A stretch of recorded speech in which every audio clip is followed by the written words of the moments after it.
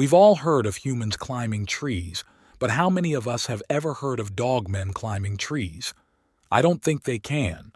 Not because they're not strong enough, simply because their claws won't allow them to. Their nails are too long and their claws are all bent inwards. I may be wrong, you never know. But I'm getting ahead of myself. Let me tell you how I was held captive in a tree by dogmen. Nestled in the center of 4 mountains lay our boarding school. We had hostels for girls separated by a dining hall, a study hall, and then the boys' hostels. The school itself was about a 5-minute walk from the hostels. Behind the school, just outside its boundaries, was a dirt road that led to the mountains. During school breaks, we would all board a train and take the 6-hour journey back home and then return by train after the break. However, long weekends we normally stayed at the hostel, and the teachers who stayed to watch over us would take us mountain climbing. I always looked forward to this. I was fit, very active, and I loved hiking up the mountains or following hiking trails. One Saturday, we all gathered at the front of the dining hall. Excitement filled the air as friends met friends and formed little gatherings as we chatted in hushed voices. Kids were running on the lawn, kicking soccer balls, wrestling, and just having a good time. The bell in the tower rang and we all formed lines and started our journey down the dirt road towards the mountains. It was about a 30-minute walk. As we reached the foot of the mountain, the teacher stopped us and said, "Stick together. No one wanders off on their own. We all meet back here at 4 o'clock." My friends and I scattered up the mountains, grabbing onto grass or branches of trees as we half-pulled ourselves up the steep mountain slopes, thorns and twigs scratching our legs and arms as we climbed. We reached a flat plain and sat down while catching our breath before we continued climbing. The sun was beating down on us, and in the distance, we could see clouds forming. It always rained in the late afternoons during the summer months. I never felt the heat. My skin was so dark and so tough from the sun that I never realized how hot it really was. About a third of the way, we saw an opening to a cave. My friends and I ran up to the mouth and went inside.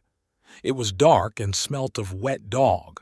I could hear bats flying high above. The cave was surprisingly deep, and its darkness swallowed us as we walked further inside. The air was damp and warm, the scent of wet earth mingling with the strange odor of the cave. I could hear my friends whispering nervously as we explored deeper.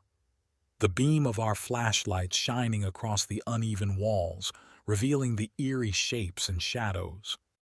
As we walked deeper, the narrow passages twisted and turned, creating a labyrinth within the mountain. Suddenly, the cave opened up into a cavern so vast that our flashlights couldn't reach its farthest corners. One of my friends, Jake, a fearless daredevil, suggested exploring the cavern further. The sound of distant growls echoed through the cavern, and we exchanged nervous glances, but we kept going forward. Soon we stumbled upon a passage leading to an underground chamber. As we cautiously entered the chamber, we saw strange symbols drawn on the walls, illuminated by an eerie, faint glow. The growls grew louder and creepier than before. I started to panic and realized we might have stepped into some creature's lair. Without warning, my friends turned around and started running. I needed no invitation and followed them as fast as I could. I dropped my flashlight and everything went pitch black. I couldn't even see my hand in front of me. Way in the distance, I saw a faint light and followed it. It must be the flashlight of my friends, I thought out loud. I kept running, stumbling, and falling a few times. The times I fell flat on my face, I could hear the breathing of something behind me. I jumped to my feet and carried on running, pushing down the urge to scream. I reached the exit and ran into the cool, fresh air. The moon shone a dim light over the mountain. My friends were nowhere to be seen. It was dark and I was alone. I was frightened. Here I am alone in the mountains. No one seemed to be looking for me.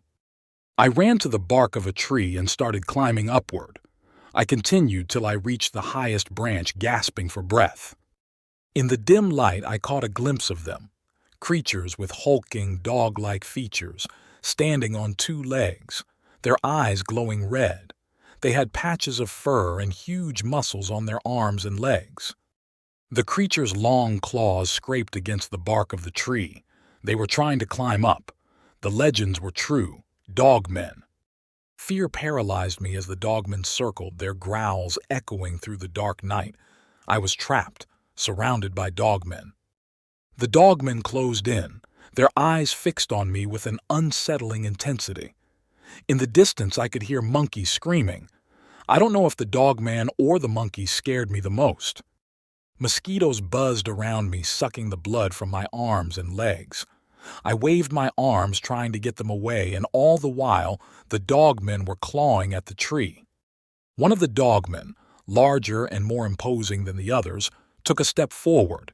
Its claws scraped against the bark, creating an unnerving symphony of clicks. As the dogman circled the tree, a guttural language came from the larger one's throat. He said something in a language I couldn't understand, but the intent behind them was clear. Aborta imata ziklakumesh, he said. I am sure that meant we were intruders in a realm not meant for mortal beings. In that moment, I realized that we had stumbled upon something beyond our comprehension. I sat in the tree extremely exhausted, but I knew I couldn't close my eyes. I would fall to the ground and then I was done for. As dawn broke, the dogmen walked towards the entrance of the cave, their guttural growls loud and full of warning. The air outside felt crisp, and the distant growls faded away. In the distance, I could hear voices calling me. I slowly climbed down the tree first, making sure the dogmen weren't around, then made my way back down the twisting pathway on the side of the mountain. My friends told me they only realized I was missing once they reached the hostel. It was too dark to try and find me, so they waited till daybreak. Our journey down the mountain was a silent one, each step heavy with the weight of what we had witnessed. The teacher noticed the unease in our eyes but didn't press for details. He only asked if I'm okay, and I said yes. None of us knew that our encounter with the dogmen was just the beginning of a series of inexplicable events that would haunt our memories for years to come. The days that followed our encounter with the dogmen were filled with a sense of impending doom. The school seemed charged with an otherworldly energy, and the mountain range loomed over us. Whispers echoed through the halls as students shared tales of strange happenings in the night. Eerie howls, phantom footsteps, and shadows that seemed to move on their own. The teachers, unaware of our encounter, attributed the stories to overactive imaginations, dismissing them as mere campfire tales.